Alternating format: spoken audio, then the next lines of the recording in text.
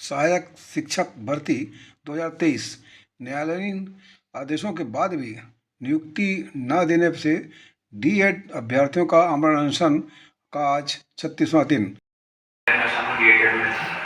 Sir, हम लोग का मामला जो है सहायक शिक्षक भर्ती 2023 की मामला है, जिसमें 6285 पदों के लिए वैकेंसी आया हुआ था 4 मई 2023 को। उसका एग्जाम होता है 10 जून 2023 को। उसका जो रिजल्ट आता है 2 जुलाई 2023 को।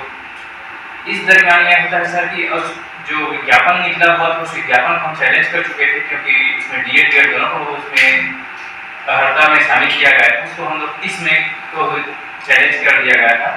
इस दरमियान यह होता है कि जो 11 अगस्त 2023 सुप्रीम कोर्ट का आर्डर आता है कि पूरे ऑल इंडिया के लिए आर्डर आता है सुप्रीम कोर्ट, माननीय सुप्रीम कोर्ट का, कि जो प्राइमरी स्कूल है, प्राइमरी टीचर बनने योग्य नहीं है, बीएड वालों को अपात्र घोषित कर दिया जाता है। ये 11 अगस्त 2023 की बात है। उसके पश्चात डीएड बीएड दोनों को शामिल करते हुए उस टाइम तत्कालीन जो सरकार थी, कांग्रेस की सरकार थी, उस टाइम ये हुआ सर कि काउंसलिंग प्रक्रिया को आगे बढ़ाते हुए सिर्फ हम लोग के लिए डीएड वालों के लिए एक पहला लिस्ट जो कॉमन मेरिट लिस्ट से एक कटअप जारी किया गया, सिर्फ डिप्लोमा वालों के लिए। ये 22 अगस्त 2023 की है।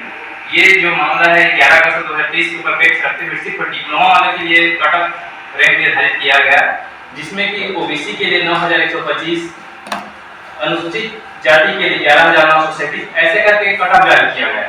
और उसके पश्चात इसको चैलेंज करते हुए बीएड वालों ने सुप्रीम कोर्ट गया 28 अगस्त 2023 को ही। उन लोग को 29 अगस्त 2023 को सुप्रीम कोर्ट से अंतरिम राहत मिला कि इन लोग को काउंसलिंग में शामिल किया जाए। उसके पश्चात उस आर्डर को मानते हुए डीएड बीएड दोनों को शामिल करते हुए 4 चरण की काउंसलिंग हुआ। 2 चरण भाजपा सरकार में, 2 चरण कांग्रेस की सरकार में। उसके पश्चात 2 अप्रैल 2024 को माननीय हाई कोर्ट बिलासपुर का आर्डर आता है कि बीएड वाले प्राइमरी टीचर में एलिजिबल नहीं है।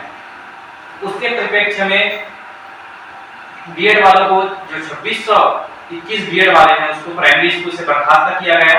उसके जगह में बीएड वालों को नियुक्ति देनी थी, तो 2621 में सिर्फ अभी 1299 लोगों को नियुक्ति दिया गया है और 1316 पद रिक्त है। उसके अलावा जो 984 पोस्ट ऐसा है जिसमें काउंसलिंग भी नहीं हुआ, तो दोनों मिलाकर के 1316 प्लस 984 2300 पद रिक्त है। उसी रिक्त पद जो हमारा अधिकार है, माननीय हाई कोर्ट, माननीय सुप्रीम कोर्ट के जो हमको अधिकार प्राप्त है, उसी की अधिकार को मांगने के लिए हम लोग यहाँ आमरण अनशन में पिछले 24 दिसंबर से बैठे हुए हैं। आज 36वां दिवस है और हम लोग की सिर्फ सिंपल सी मांग है सर, जो रिक्त वाले जितने बीएड वाले को निकाला गया है प्राइमरी टीचर से, उतने बीएड वालों को नौकरी में रखा जाए, नियुक्ति दिया जाए। हमारी एक सिंपल सी मांग है सर। सरकार क्या बोल रही है इसमें? सरकार इसमें 2 ही बहाना बना रही है सर। इसकी वैधता तिथि खत्म हो गई है और इसका कटअप रैंक काफी नीचे चला गया है।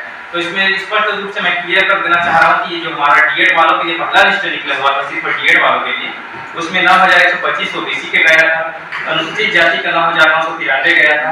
और जो अभी पंचम चरण की लिस्ट निकला हुआ है सर, उसमें कुछ ऐसा कोई रैंक में प्रभाव नहीं पड़ा है। और इसका सबसे बड़ा मैं भारी खामियां कहूंगा, क्योंकि 2 अप्रैल 2024 को जो माननीय हाई कोर्ट का आर्डर आया था उसमें स्पष्ट रूप से बोला गया था कि बीएड वालों को निकाल करके उस कॉमन मेरिट लिस्ट को रीअरेंज करिए, यानी कि बीएड वालों का ही लिस्ट बनाएं। लेकिन विभाग ने आज तक वैसा लिस्ट नहीं निकाला है। और पंचम चरण की जो काउंसलिंग निकाला गया है हमारे डिप्लोमा वालों के लिए, उसमें ऐसा ही लोग अनियमितता बरते हैं कि पूरे अपात्र लोगों को यानी कि स्कूल अलॉट कर दिए गए। उसके पहले ऐसा होता था सर कि पहला दूसरा काउंसलिंग जो निकलता था ये रैंक निर्धारित होता था।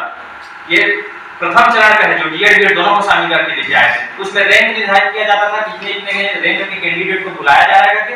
लेकिन पंचम चरण का देख लीजिए इतना खामियां बरती गई है उसमें कि सीधा कॉमन मेरिट लिस्ट से 2600 बीएड निकले थे, उसके जगह 2600 डिप्लोमा वालों को ले लिया गया, बिना दस्तावेज सत्यापन के स्कूल अलॉट किया गया। जिसका उम्र नहीं हुआ है उसको भी स्कूल अलॉट किया गया है। जिसके पास डीएड नहीं है, डीएड टिक लगा दिया एग्जाम में। और जिसके पास टीटी जो शिक्षक पात्रता परीक्षा होती है वो भी उसके पास है, उसको भी इन लोग स्कूल अलॉट किया गया। इन्हीं में से जो 2600 लोग को बुलाया गया था उसमें से 1299 लोग ही पात्र पाया गया और जो 1316 है पात्र है। वही अपात्र जो है उसको हम वही मांग कर रहे हैं सर, जो रिक्त पद है उसपे हम लोग को जो कॉमन मेरिट लिस्ट है, जो हम मेरिट होल्डर है, उसको वेटिंग लिस्ट के रूप में उठाया जाए और ये हमारा अधिकार है। और ये लोग इतना बड़ा खामियां किए हैं सर, इसमें बिना दस्तावेज सत्यापन स्कूल दिए हैं। एक मेरा सगा चाचा, इसको मैं प्रमाण कर सकता हूँ, जो 12वीं पास है, एग्जाम में डीएड ठीक लगाया और वो एग्जाम दिला दिया, उसका इस रैंक में नाम आएगा, उसको भी स्कूल अलॉट कर दिए। इतना बड़ा खामियां किए हैं। और माननीय शिक्षा मंत्री जी आके 3-4 मीडिया में अपना जो मीडिया वाइड है उसमें ये बोला जा रहा है कि ये भर्ती प्रक्रिया जो है कॉमन मेरिट लिस्ट से काफी नीचे चली गई है। हम लोग इसका भी रीअरेंज करके रखे हुए हैं सर, हम लोग इतना मेहनत किए हैं इसमें। जो भी जो 5वां लिस्ट है उसमें ओबीसी का 9193 गया है, और जो अनारक्षित वर्ग है जनरल सीट जिसमें 6066 गया है, और एसटी का 72,000 कुछ गया है, और एससी का 10,990। वो रीअरेंज नहीं है सर, और रीअरेंज करने के बाद हम इसको प्रमाणित कर सकते हैं कि जनरल का 3065 रैंक में जाएगा, ओबीसी का 3597 रैंक, एससी का 3649 और एसटी का 9562 रैंक। ये हम लोग इसको रीअरेंज किए हैं। ये विभाग का काम है, लेकिन ये काम हमको करना पड़ा है। तो विभाग इतना गुमराह किए सर, हम लोग को जो कॉमन मेरिट लिस्ट काफी नीचे चला गया है। ये इसका प्रमाण है कि बिना रीअरेंज किए तो कॉमन मेरिट लिस्ट से ही 2600 लोगों को, अपात्र लोगों को उठाया गया है। जैसे 1 किलो चावल है, 1 किलो वजन का कुछ भी पोटली है, उसमें 600 ग्राम चावल, 400 ग्राम रेड डाल दिया जाएगा, उसका वजन तो 1 किलोग्राम होगा। लेकिन वही है, इसमें डीएड और बीएड दोनों शामिल है, और कोर्ट ने बोला गया था कि इसको बीएड को बाहर करते हुए सिर्फ डिप्लोमा वाले के लिए रीअरेंज करेगा, लेकिन विभाग ने आज तक रीअरेंज नहीं किया है।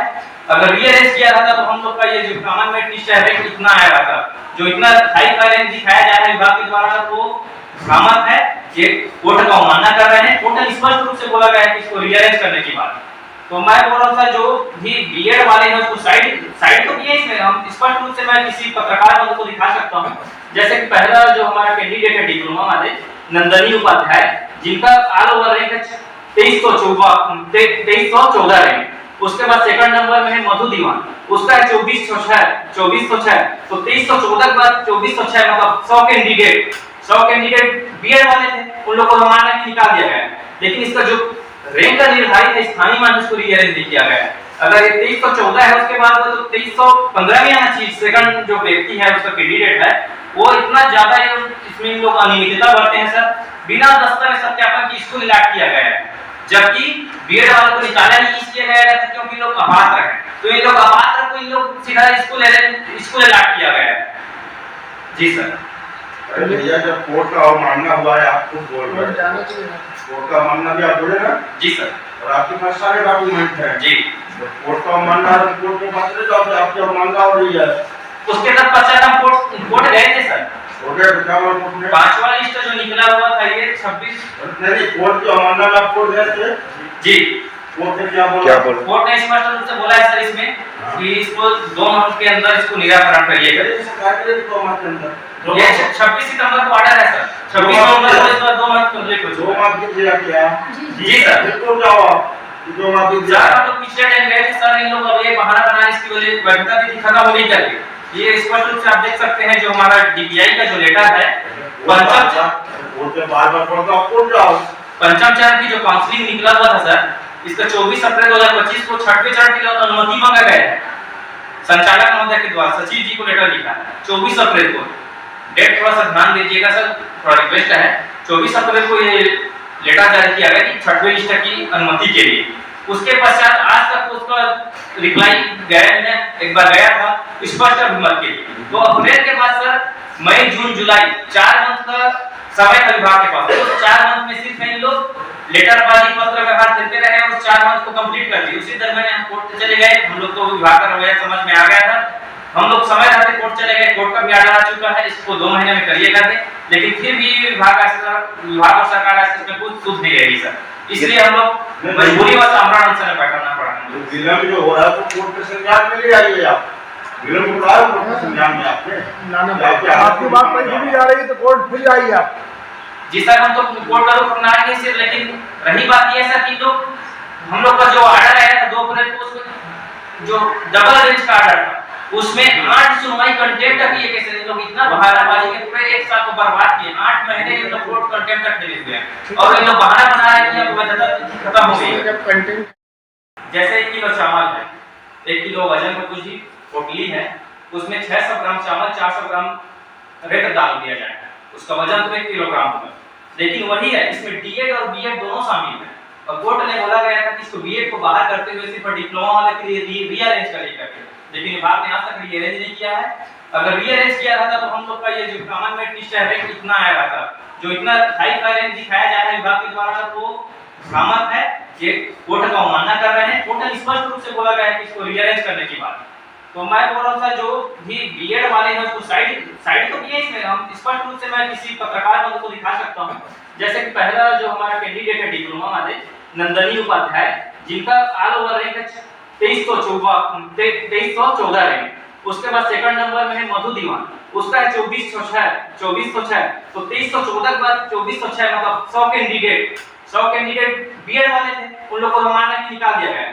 लेकिन इसका जो रैंक का निर्धारित है स्थानीय मान उसको रीअरेंज नहीं किया गया है। अगर ये 2314 है उसके बाद तो 2315 में आना चाहिए। सेकंड जो व्यक्ति है उसका कैंडिडेट है वो इतना ज्यादा इसमें इन लोग अनियमितता बरते हैं सर। बिना दस्तावेज सत्यापन की स्कूल अलॉट किया गया है, जबकि बीएड वालों को निकाला ही इसलिए गया था क्योंकि लोग अपात्र हैं। तो इन लोग अपात्र को इन लोग सीधा स्कूल अलॉट किया गया है। जी सर। भैया जब कोर्ट का अवमानना हुआ है, आप खुद बोल रहे हैं, कोर्ट का अवमानना भी आप बोले ना? जी सर। और आपके पास सारे डॉक्यूमेंट हैं। जी। कोर्ट का अवमानना, कोर्ट के पास तो आपकी अवमानना हो रही है। उसके तक पश्चात हम कोर्ट गए थे सर। हो गया तो क्या हुआ कोर्ट में? पांचवा लिस्ट जो निकला हुआ था ये 26 नहीं, कोर्ट की अवमानना में आप कोर्ट गए थे? जी। कोर्ट ने क्या बोला? कोर्ट ने स्पष्ट रूप से बोला है सर इसमें कि इसको 2 माह के अंदर इसको निराकरण करिएगा। ये 26 सितंबर को ऑर्डर है सर। 26 नवंबर को इसका 2 माह कंप्लीट हो चुका है। 2 माह की दिया क्या? जी सर। तो क्या हुआ? 2 माह की सर हम लोग पिछले टाइम गए थे सर, इन लोग अब ये बहाना बनाने इसकी वजह वैधता तिथि खत्म हो गई करके। ये स्पष्ट रूप से आप देख सकते हैं जो हमारा डीपीआई का जो लेटर है पंचम चरण की जो काउंसलिंग निकला हुआ था सर, इसका 24 अप्रैल 2025 को 6वें चरण के लिए अनुमति मांगा गया है संचालक महोदय के द्वारा। सचिव जी को लेटर लिखा है 24 अप्रैल को। डेट थोड़ा सा ध्यान दीजिएगा सर, थोड़ा रिक्वेस्ट है। 24 अप्रैल को ये लेटर जारी किया गया कि 6वें लिस्ट की अनुमति के लिए। उसके पश्चात आज तक उसका रिप्लाई गया नहीं, एक बार गया था स्पष्ट अभिमत के लिए। तो अप्रैल के बाद सर मई जून जुलाई 4 मंथ का समय था विभाग के पास। तो 4 मंथ में सिर्फ इन लोग लेटरबाजी पत्र व्यवहार करते रहे और 4 मंथ को कंप्लीट कर दिए। उसी दरमियान हम कोर्ट चले गए। हम लोग को विभाग का रवैया समझ में आ गया था, हम लोग समय रहते कोर्ट चले गए। कोर्ट का भी ऑर्डर आ चुका है, इसको 2 महीने में करिए कर दे, लेकिन फिर भी विभाग और सरकार इसमें कुछ सूझ नहीं रही सर। इसलिए हम लोग मजबूरीवश आमरण अनशन में बैठना पड़ा। विलंब जो हो रहा है तो कोर्ट के संज्ञान में ले आइए आप। विलंब हो रहा है कोर्ट के संज्ञान में आपने आपकी बात नहीं सुनी जा रही है तो कोर्ट फिर आइए आप। जी सर, हम तो कोर्ट का रुख अपनाएंगे सिर्फ, लेकिन रही बात ये है सर कि लोग हम लोग का जो ऑर्डर आया था 2 अप्रैल को, उसमें जो डबल बेंच का ऑर्डर था उसमें 8 सुनवाई कंटेम्प्ट किए गए सर। इन लोग इतना बहानाबाजी के पूरे 1 साल को बर्बाद किए। 8 महीने इन लोग कोर्ट कंटेम्प्ट तक खेले हुए हैं और इन लोग बहाना बना रहे हैं कि अब वैधता खत्म हो गई है।